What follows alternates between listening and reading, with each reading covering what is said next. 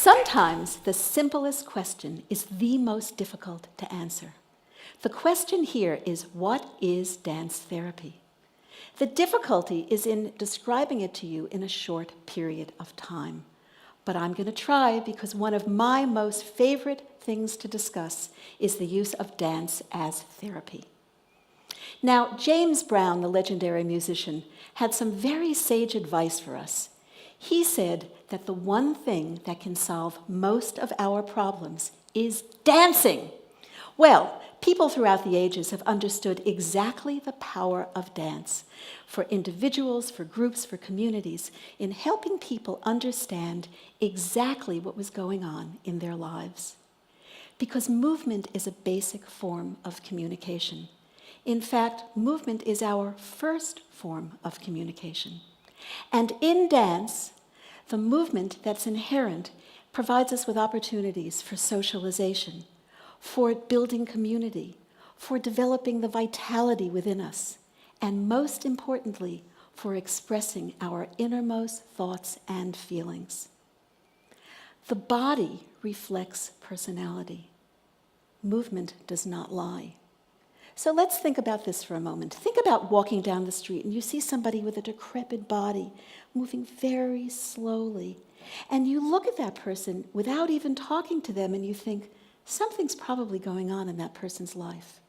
Or you yourself might be walking down the street and feeling really exuberant and happy, and you're smiling.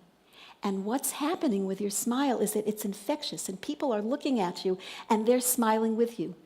They don't have to say a word because they see in the shape of your body, in the rhythm of your movement, that something is happening inside of you. Well, that's what the dance therapist does. The dance therapist looks at the shape of the body. They look at the rhythm of the body. And they understand that when connecting with clients, that through their dance, clients reveal their innermost life, that the voice of their life comes out. So let me give you an official definition of dance therapy. It is the psychotherapeutic use of movement that furthers the emotional, the cognitive, the physical, and the social integration of the individual. So let's see how that works for you. I'd like you all in the audience to think about a gesture that reveals how you feel in this moment. So if you were me, your gesture might look a little bit like this, because I'm a little anxious, a little nervous, and really happy to be here. Your gesture might be a little bit smoother than mine. But everybody, just think of a gesture and make it right now. Glorious. Now, would you please turn to somebody who's sitting next to you, 2 of you, 3 of you, doesn't matter, just make sure that everybody's involved, and make that same gesture to the person near you. Go. Now, did your gesture change? Did it stay the same? Was it any different? The dance therapist would actually, if this was a dance therapy session, might ask you to take that gesture a little bit deeper, or to think about the feeling that evoked that gesture. And in that feeling, that let's explore that a little bit more. So you might ask, how did we know how to do this? Well, there were pioneers in dance therapy scattered throughout the United States. They were dancers, they were choreographers, and they were dance teachers. They taught a lot of classes. People walked into their classes, and they often felt one way, and then they would walk out and they would feel another. And what these dance therapists, who were all, by the way, had extensive dance training and psychological knowledge, they all understood the power of dance to energize. And they understood in watching their clients and their students that the holistic view of the individual had to encompass the mind and the body. From their collective wisdom, the field was born. So today, there are dance therapists all over the United States, actually all over the world, who have extensive dance training and extensive psychological knowledge. They work with people who are people of all ages. They work with people of all races, creeds, colors, cultures. They work in inpatient facilities and outpatient facilities with psychiatric patients. They work in medical facilities, nursing homes, schools, daycare centers. They work with a range of clients who all are in need of expression and help.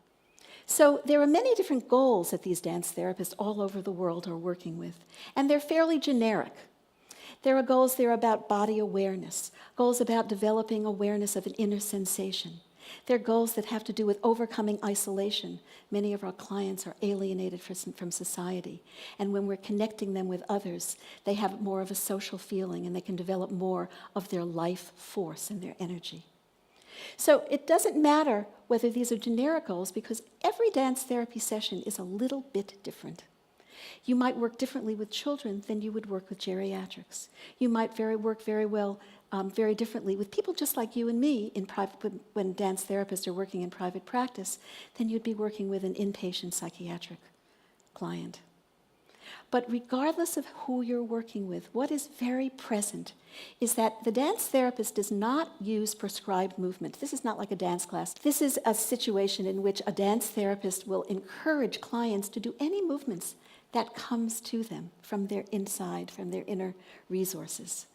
So any movement is absolutely possible. So let me explain to you how this might actually work in a dance therapy session. So I'm going to spend a little time explaining group work, because group work is most prevalently used within psychiatric hospitals. And group work often has 3 parts of a session. And the session then will have a warm-up, will have a development, and will have a closure. In the warm-up of the session, often we are in a circle. And we start in a circle because a circle is egalitarian. Everybody is seen in the same way. The therapist and the clients are all together, and they are equal. In this part of the orientation part, a dance therapist will often put on some music, and the music will have a steady beat, because rhythm binds us, and rhythm is a connector. And the rhythm then will be taken on by the clients. Some clients, if they hear a very steady beat, will be moving very slowly, because rhythm actually is infectious. More sort of outwardly excited clients might have a very, very steady beat, but it will bring along those who are a little bit more reluctant. So we have rhythmic connection, we have bodily action, we're looking around, we're seeing who's here, we're saying hello and good morning. The more we move, the more our bodies are stimulated, the more our energy is moving, the more our emotions can flow. That spills into what we call the development section of the session. And in the development section, there's room for exploration. The explorations are all about taking risks and finding out how I can really go more deeply into how I'm feeling.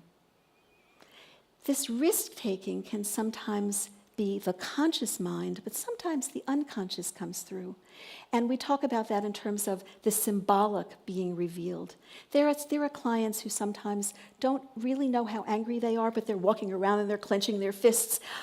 Their unconscious is coming through. Or they may be somebody who's really excited about what's going on in their lives, and their treatment is moving in the way that they want it to. They can't talk about it, but they're revealing through the shape of their body, through the rhythm of their body, a deeper connection. So the symbolic is a very important aspect of the dance therapy session, because it helps us bring up what's going on inside. This then moves into the closure portion of the segment of the dance therapy session. In closure, we are literally saying goodbye. We're beginning to look at what's gone on in the session. It's an ending, it's a separation, it's a time where we take what we've experienced in the session and we move it out into our lives. And the client and the therapist are really looking at each other and saying, what happened here? How can I take something that I learned here and move it into the rest of my life?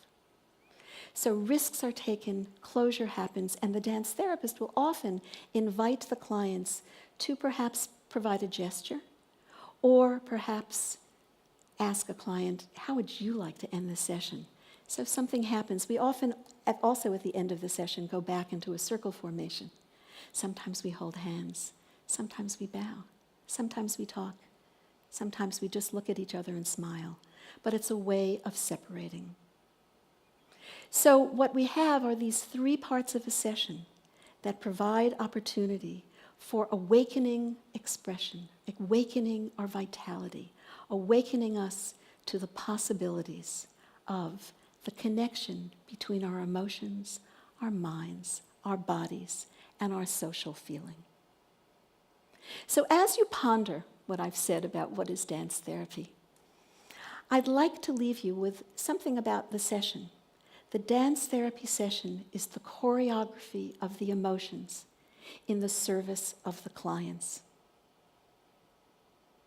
I'd also like to leave you with something about what the dance therapist does. And I'd like to say that the spark of life started with a movement, and dance therapists use those sparks to ignite feelings in those whose lives have dimmed.